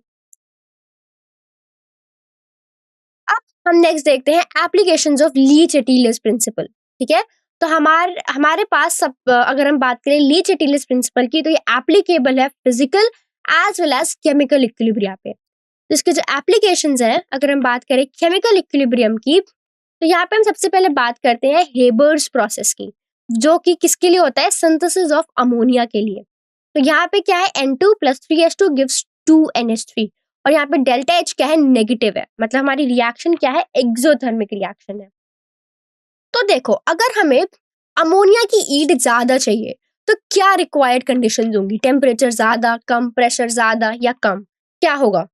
तो अगर हमें बेटर यील्ड ऑफ अमोनिया चाहिए तो high pressure as delta Ng क्या है, इस केस में नेगेटिव है। डेल्टा Ng क्या है, gaseous mole gaseous product minus moles of gaseous product minus moles of gaseous reactant. तो प्रोडक्ट में कितने हैं, 2, रिएक्टेंट में कितने हैं, 3 + 1 4, तो 2 - 4 -2, तो डेल्टा Ng इस केस में नेगेटिव है। ठीक है, तो जब सबसे पहला जब है हाई प्रेशर, क्योंकि इस रिएक्शन में डेल्टा Ng नेगेटिव है, इसका मतलब कि अगर हम प्रेशर इंक्रीज करेंगे तो रिएक्शन फॉरवर्ड डायरेक्शन में प्रोसीड करेगा जहां अमोनिया और ज्यादा बनेगा। ठीक है, तो ये किस केस में जाएगा, यहाँ पे फॉरवर्ड डायरेक्शन में। ठीक है, अब अगर हम बात करते हैं लो टेम्परेचर की, अब लो टेम्परेचर क्योंकि रिएक्शन एक्सोथर्मिक है, तो जैसा कि हम जानते हैं कि अगर रिएक्शन एक्सोथर्मिक है तो लो टेम्परेचर फॉरवर्ड रिएक्शन को फेवर करेगा। वहीं पे अगर मैं बात करती हूँ, नेक्स्ट है अगली कंडीशन है कि अगर हम रिएक्टेंट्स की कंसेंट्रेशन ज्यादा कर देते हैं तभी भी रिएक्शन फॉरवर्ड डायरेक्शन में जाएगा, क्योंकि रिएक्टेंट की कंसेंट्रेशन ज्यादा करोगे तो वो वहां पे जाएगा जहां पे उसकी कंसेंट्रेशन कम हो सके या फिर जहां पे रिएक्टेंट कंज्यूम हो सके, तो वो कहाँ जाएगा, फॉरवर्ड डायरेक्शन में, जहां पे वो ज्यादा से ज्यादा अमोनिया बना सके। तो अगर आपको अमोनिया की बेटर यील्ड चाहिए तो हाई प्रेशर की डेल्टा एनजी नेगेटिव है, लो टेम्परेचर रिएक्शन एक्सोथर्मिक है और हाई कंसेंट्रेशन ऑफ रिएक्टेंट्स, ठीक है। और अगर हम NH3 को हटा दें यहाँ से तो क्या होगा, NH3 को हटा देंगे तभी भी रिएक्शन फॉरवर्ड में जाएगी, क्योंकि ये अब क्या करेगा, काउंटरएक्ट करेगा कि ऐसे डायरेक्शन में जाएगी जहां पे ज्यादा से ज्यादा NH3 बने, तो N2 + 3H2 मिलके और NH3 बनाएंगे, तो इस केस में भी रिएक्शन जो है वो फॉरवर्ड प्रोसीड होगी। नेक्स्ट अगर हम बात करते हैं फिजिकल इक्विलिब्रियम में, तो अब हम कुछ एप्लीकेशंस देखते हैं फिजिकल इक्विलिब्रियम की। तो सबसे पहले हम देखते हैं effect of pressure on melting point. तो यहाँ पे अगर हम बात करते हैं आइस और वाटर की, ठीक है, मान लो आइस से वाटर बन रहा है, वापस वाटर से आइस बन रही है, तो यहाँ पे क्या होगा, यहाँ पे जब आप प्रेशर बढ़ाओगे, प्रेशर बढ़ाने से आइस का मेल्ट होना आसान हो जाता है, क्योंकि जब प्रेशर लगाते हो तो रिएक्शन प्रोसेस ऐसी डायरेक्शन में होती है जहां आइस मेल्ट होने लगती है। तो जैसे जैसे आप प्रेशर बढ़ाओगे ना, ये फेवर करेगा आइस की मेल्टिंग को, क्योंकि जो वॉल्यूम ऑफ आइस होती है वो बड़ी होती है वॉल्यूम ऑफ वाटर से। तो आइस की ग्रेटर आइस जो होता है उसका जो मोलर वॉल्यूम होती है वो ज्यादा बड़ी होती है। तो जब आप एक्सटर्नल प्रेशर इंक्रीज करते हो तो सिस्टम फेवर करता है, जहां पे किस जगह फेवर करेगा, जहां पे स्मॉलर वॉल्यूम, जहां पे वो स्मॉलर वॉल्यूम है, ठीक है। तो किस तरफ फेवर करेगा, जहां पे आइस की मेल्टिंग है, ठीक है। तो आप देखोगे जब आप प्रेशर बढ़ाते हो तो आइस मेल्ट होने लगती है, क्योंकि आइस का वॉल्यूम वाटर से ज्यादा होता है, ठीक है। अब अगर हम बात करते हैं effect of pressure on solubility of gases पे, तो अगर हम देखते हैं कि यहाँ पे गैस और सॉल्वेंट मिलके क्या बना रहे हैं, एक सोल्यूशन बना रहे हैं। तो यहाँ पे अगर हम देखेंगे तो जैसे जैसे प्रेशर बढ़ता है वैसे वैसे गैस का डिसोल्यूशन भी बढ़ता है, इसीलिए गैस की सॉल्युबिलिटी भी प्रेशर के साथ बढ़ती है, ठीक है। ये हमने हेनरीज लॉ में भी सीखा था। अब अगर हम देखते हैं जो गैस का अमाउंट हर यूनिट वॉल्यूम सॉल्वेंट में घुला हुआ होता है, ये सीधा सीधा प्रेशर के डायरेक्टली प्रोपोर्शनल होता है, मतलब M डायरेक्टली प्रोपोर्शनल है P के, यानी मास ऑफ गैस जो कि डिसॉल्व हो सकती है किसी सॉल्वेंट में, वो डायरेक्टली प्रोपोर्शनल होता है अप्लाइड प्रेशर पर। अब हम अगर इफेक्ट ऑफ टेम्परेचर देखते हैं ऑन सॉल्युबिलिटी ऑफ सॉलिड्स, तो यहाँ पे क्या है, सल्यूट प्लस सॉल्वेंट मिलके क्या बना रहे हैं, सोल्यूशन। और यहाँ पे कैसी रिएक्शन है, डेल्टा H पॉजिटिव है, मतलब ये कैसी रिएक्शन है, एंडोथर्मिक रिएक्शन है। तो अगर टेम्परेचर बढ़ता है तो हमेशा एंडोथर्मिक रिएक्शन को फेवर मिलती है। तो अगर सल्यूट का डिसोल्यूशन एक्सोथर्मिक है तो टेम्परेचर बढ़ने पर उसकी सॉल्युबिलिटी कम हो जाती है, और अगर डिसोल्यूशन एंडोथर्मिक है तो टेम्परेचर बढ़ने पर सॉल्युबिलिटी जो है वो बढ़ जाती है। इसीलिए अगर डिसोल्यूशन एक्सोथर्मिक है तो टेम्परेचर बढ़ रहा है तो डिसोल्यूशन भी क्या हो रहा है, स्लो हो जाता है, ठीक है। तो इंपॉर्टेंट कॉन्सेप्ट्स है जो सभी को ध्यान में रखने हैं, ठीक है। ठीक है, हो गई, ठीक है।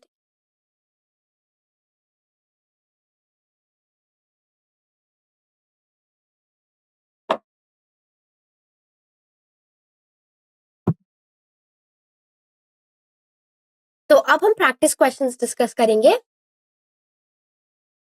तो चलिए देखते हैं सबसे पहला क्वेश्चन।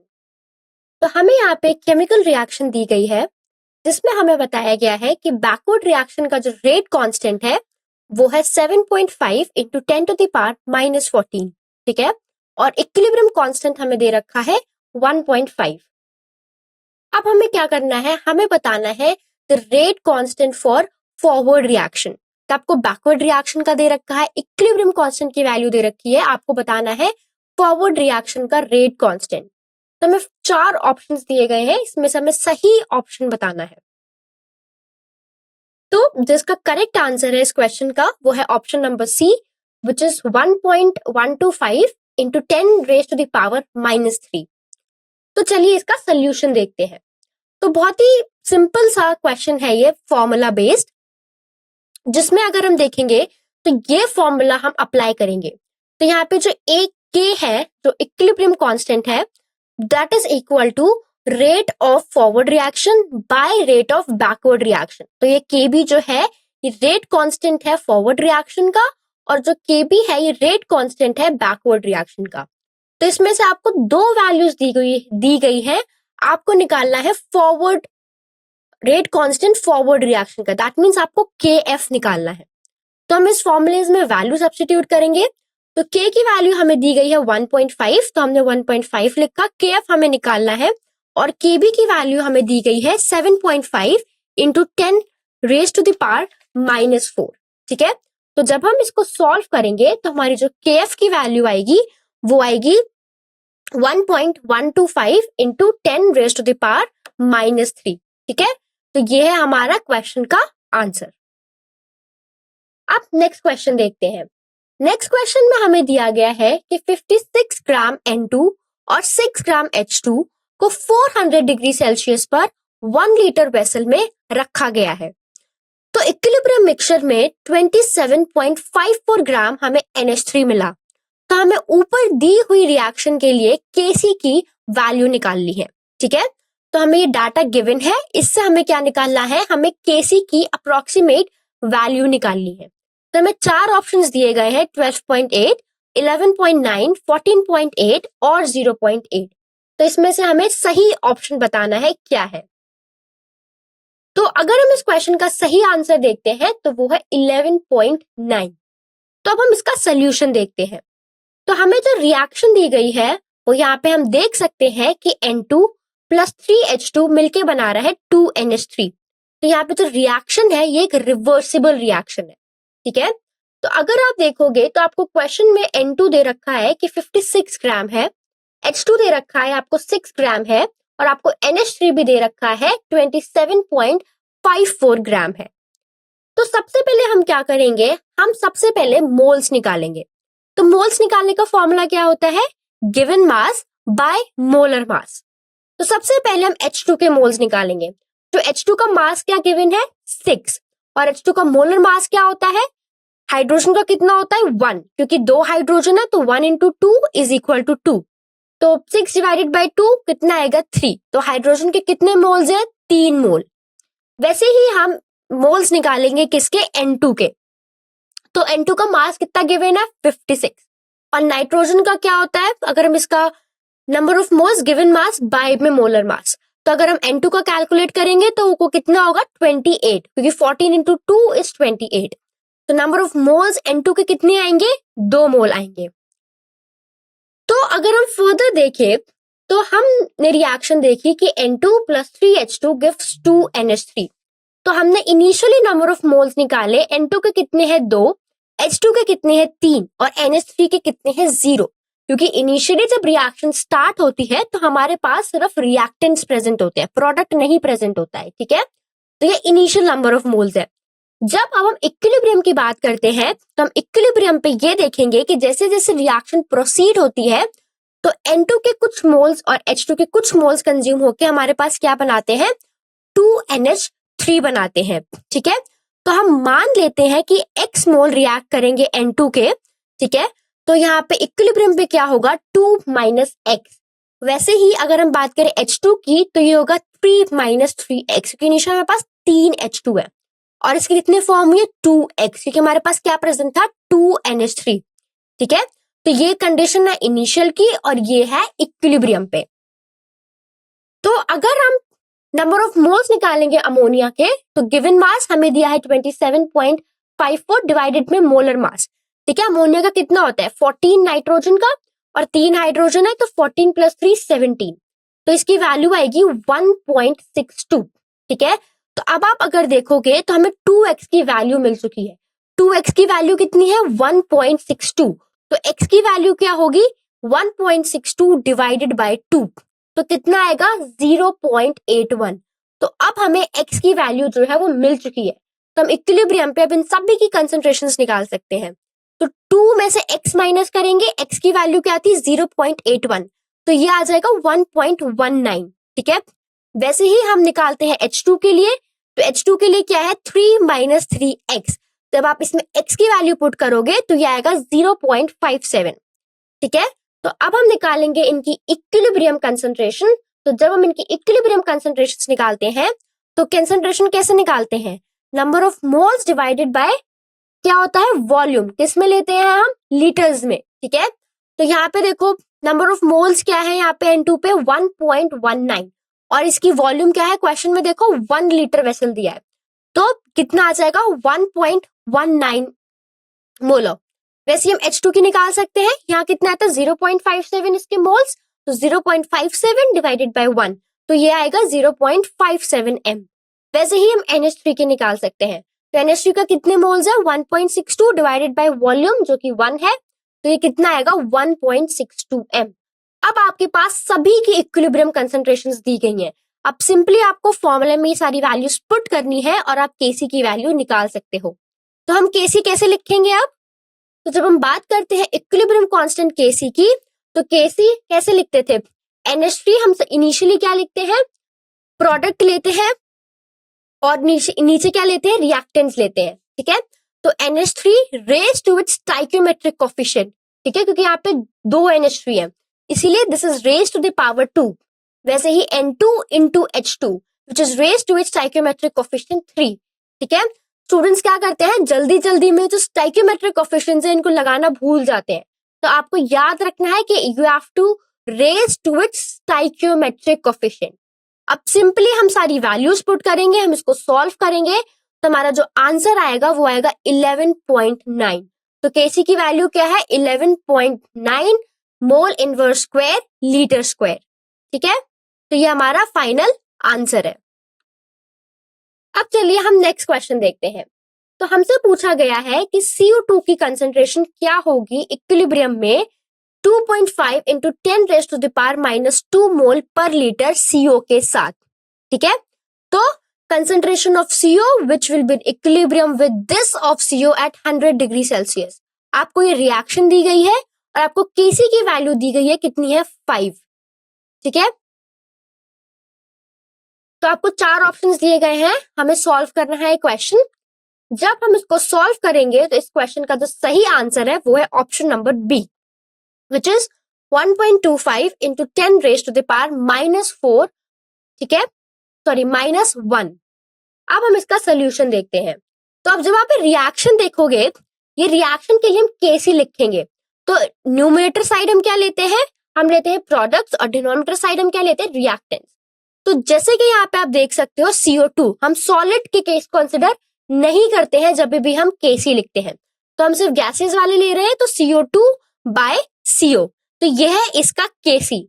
अब देखो Kc की वैल्यू तुम्हें गिवन है 5, ठीक है, CO की वैल्यू गिवन है 2.5 into 10 raised to the power -2, तो इजीली आप यहाँ पे CO2 सॉल्व कर सकते हो। तो CO2 की जो कंसंट्रेशन आएगी वो क्या आएगी 1.25 into 10 raised to the power -1 मोल पर लीटर, ठीक है। तो ये है हमारा इस क्वेश्चन का सही आंसर। अब नेक्स्ट क्वेश्चन देखते हैं। नेक्स्ट क्वेश्चन में क्या दिया है कि 1.1 मोल ऑफ ए के 2.2 मोल ऑफ बी के साथ मिक्स किए गए हैं और ये मिक्सचर 1 लीटर फ्लास्क में रखा गया है, जहां रिएक्शन दी गई है हमें A plus 2B gives 2C plus D। अब इक्विलिब्रियम पर 0.2 मोल C फॉर्म्ड होते हैं, तो अब हमें ऊपर वाली रिएक्शन के लिए इक्विलिब्रियम कांस्टेंट निकालना है, ठीक है। तो जब आप इस क्वेश्चन को सॉल्व करोगे तो इसका जो सही आंसर आएगा वो है option number C which is 0.001। तो चलिए इसका सोल्यूशन देखते हैं। अब देखो रिएक्शन क्या दी गई है A plus 2B gives 2C plus D। तो इनिशियली देखो कितना दिया है A मोल्स ऑफ A, हम इसके इनिशियल मोल्स A मानते हैं, 2B के B मानते हैं और इनिशियली सिर्फ हमारे पास क्या प्रेजेंट होता है सिर्फ रिएक्टेंट, प्रोडक्ट नहीं होता, इसीलिए C और D के मोल्स कितने हैं 0 है, ठीक है। अब हम अगर इक्विलिब्रियम्स की बात करेंगे इक्विलिब्रियम कंडीशन पे, तो इक्विलिब्रियम पे क्या होगा A के X मोल्स रिएक्ट करते हैं इस रिएक्शन में, तो क्या होगा कि इसके कुछ सर्टेन मोल्स रिएक्ट करेंगे ए और बी के और फॉर्म करेंगे प्रोडक्ट सी और डी। तो ये हो जाएगा ए माइनस एक्स, ये हो जाएगा बी माइनस 2x, यहाँ पे 2b है और इसके कितने फॉर्म होंगे 2x और डी के कितने फॉर्म होंगे x फॉर्म होंगे।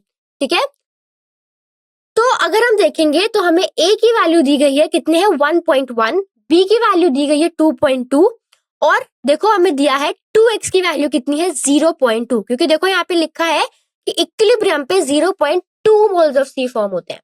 तो अब यहाँ से x की वैल्यू निकाल सकते हो ना, x की वैल्यू क्या होगी 0.2 डिवाइडेड बाय 2, तो कितना हो जाएगा 0.1। अब यहाँ पे सब में x की वैल्यू पुट कर दो, तो यहाँ पे देखो Kc क्या होगा c raise to its stoichiometric coefficient 2 into d divided by b raise to stoichiometric coefficient 2 into a। तो c की वैल्यू क्या होगी 2x अपॉन 1, क्योंकि कंसंट्रेशन कैसे लिखते हैं number of moles divided by volume, volume कितनी दी है 1 दी हुई है, तो 2x divided by 1 whole raise to the power 2, क्योंकि यहाँ पे क्या है इसका स्टोइकियोमेट्रिक कोफिशिएंट 2 है। वैसे d में देखो x बाय 1, फिर हम लिखेंगे a की a माइनस एक्स बाय 1 और b minus 2x by 1 raise to its stoichiometric coefficient 2। तो जब आप इसको सॉल्व करोगे तो ये क्या आएगा 4x क्यूब। ठीक है, और यहाँ पे क्या बचेगा a minus X into B minus 2x whole square. अब यहाँ पे x की वैल्यू पुट करो कितनी है 0.1।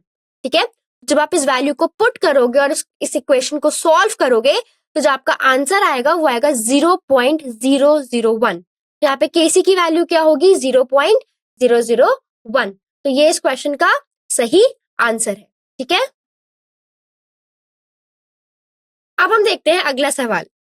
अगले सवाल में दिया गया है कि एक्वस सॉल्यूशन में आयनाइजेशन कांस्टेंट कार्बोनिक एसिड के K1 की वैल्यू है 4.2 into 10 raise to the power minus 7 और K2 की वैल्यू है 4.8 into 10 raise to the power minus 11।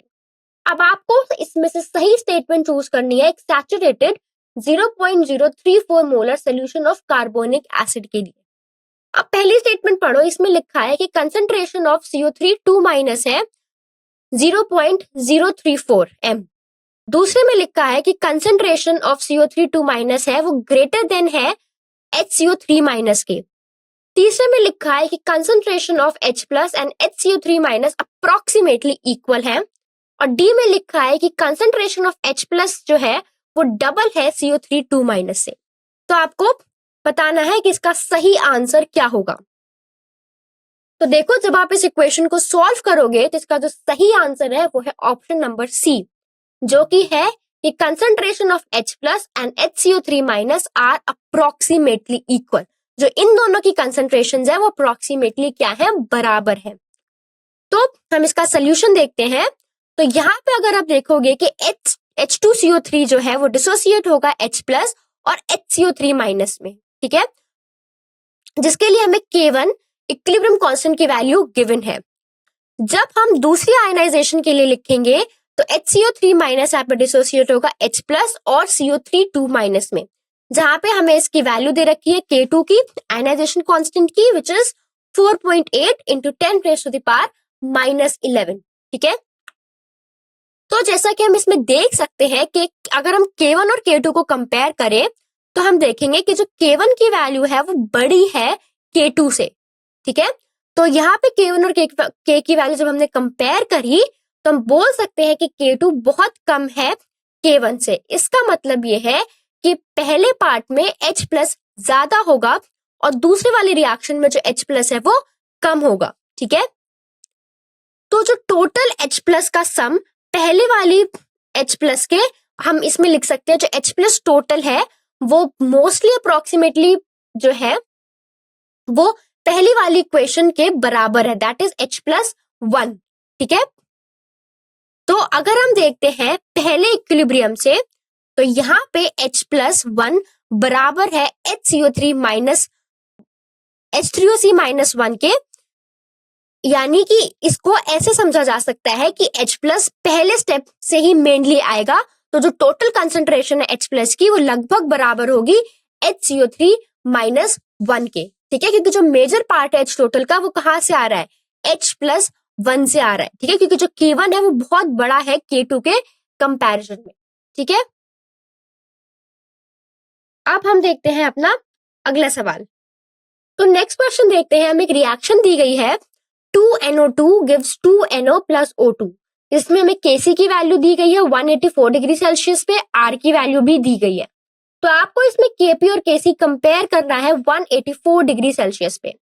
Options दिए हैं कि Kp जो है वो बड़ा है, लेस देन है या इक्वल है Kc के, डिपेंड करता है टोटल गैस प्रेशर के, या फिर Kp बराबर है Kc के, Kp लेस है Kc से, या फिर Kp ग्रेटर है Kc से। तो आपको ये चार ऑप्शंस में से सही आंसर जो है वो बताना है। तो जब आप इस क्वेश्चन को सॉल्व करोगे, इसका जो सही आंसर है वो है ऑप्शन नंबर डी, कि जो Kp है वो बड़ा है Kc से। सोल्यूशन देखो, इक्वेशन हमें दी गई है कि 2NO2 gives 2NO plus O2। अब हमें Kc की वैल्यू यहाँ पे दी गई है 1.8 into 10 raise to the power -6, ठीक है, एट 184 डिग्री सेल्सियस। तो जब आप इसको केल्विन में लिखोगे तो कितना आएगा, 457। क्या करते हैं केल्विन में करने के लिए, इसको 273 ऐड कर देते हैं इसमें, तो कितना आएगा 457 केल्विन।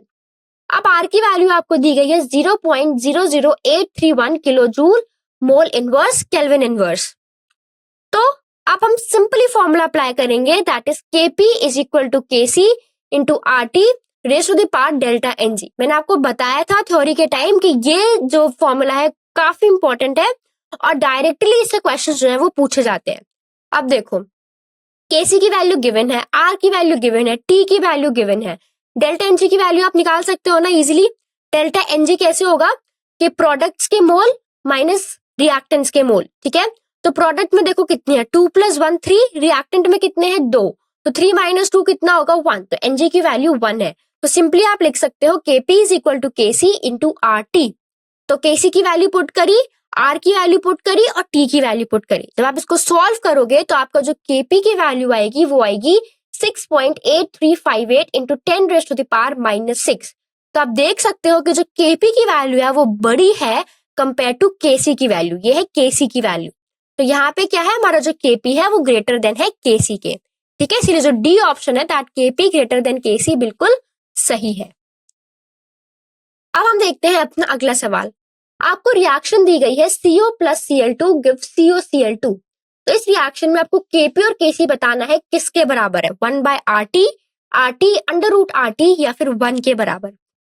तो इसको सॉल्व करते हैं। तो जब आप सॉल्व करोगे तो इस क्वेश्चन का सही आंसर है option number A, which is 1/RT।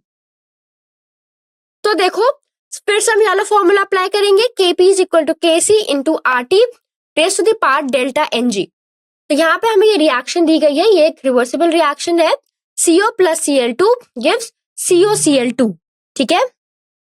तो जब हम इसको फर्दर देखेंगे तो यहाँ पे अगर हम डेल्टा Ng की वैल्यू निकालेंगे तो प्रोडक्ट साइड कितना है 1 और रिएक्टेंट साइड कितना है 2, तो 1 - 2 कितना आ रहा है -1, मतलब हमारी जो डेल्टा Ng की वैल्यू आ रही है वो -1 आ रही है। तो अब यहाँ पे हम इस फॉर्मूले में डेल्टा Ng की वैल्यू पुट करेंगे जो कि -1 है। तो हम कैसे लिख सकते हैं, Kp/Kc is equal to RT raise to the power -1। तो क्या हो जाएगा, Kp/Kc is equal to 1/RT, ठीक है। तो हमारा जो फाइनल आंसर आएगा वो आएगा Kp/Kc is equal to 1/RT। तो ऑप्शन नंबर ए जो है वो इसका सही आंसर है। तो thank you so much students, I hope जो क्वेश्चंस हमने डिस्कस करे वो आप सभी को समझ में आए होंगे। Thank you.